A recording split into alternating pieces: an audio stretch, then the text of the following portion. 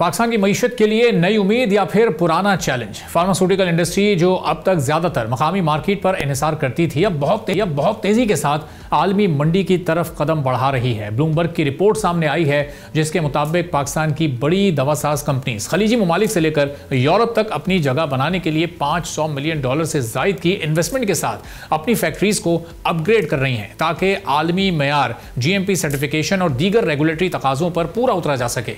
अब यही वजह है कि गुज़िश्ता माली साल में पाकिस्तानी फार्मास्यूटिकल एक्सपोर्ट्स 2 दहाइयों की सबसे बड़ी 34% ग्रोथ के साथ $457 मिलियन तक पहुंच गई हैं।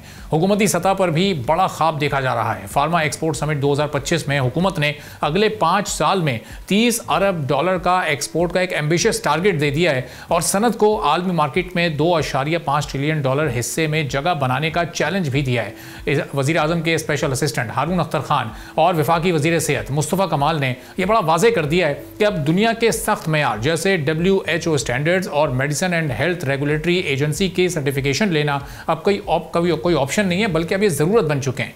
लेकिन सवाल यह है कि क्या ये ख्वाब हकीकत का रूप धार सकेगा और फिर कैसे। पाकिस्तान की सनत अब भी महंगी तवानाई, करेंसी की कदर में मुसलसल कमी, सरकारी प्राइस कैप्स और रिसर्च एंड डेवलपमेंट में कम इन्वेस्टमेंट जैसे मसाइल से दो चार है। भारत और बांग्लादेश की आप मिसाल लें, वो फार्मा इंडस्ट्री में इस वक्त आलमी मंडी में कई अरब डॉलर्स तक पहुंच चुके हैं, जबकि पाकिस्तान अब भी 1% GDP का हिस्सा डालने वाले $3.2 बिलियन की मकामी मार्केट से बाहर निकलने की जिद्दोजहद कर रहा है।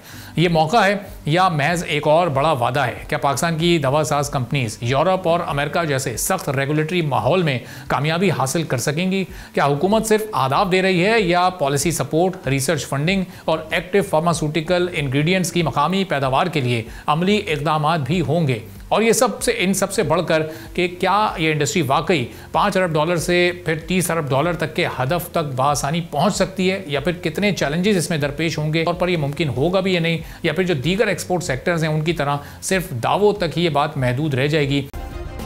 सब्सक्राइब करें और बेल दबाएं ताकि कोई खबर रह न जाए।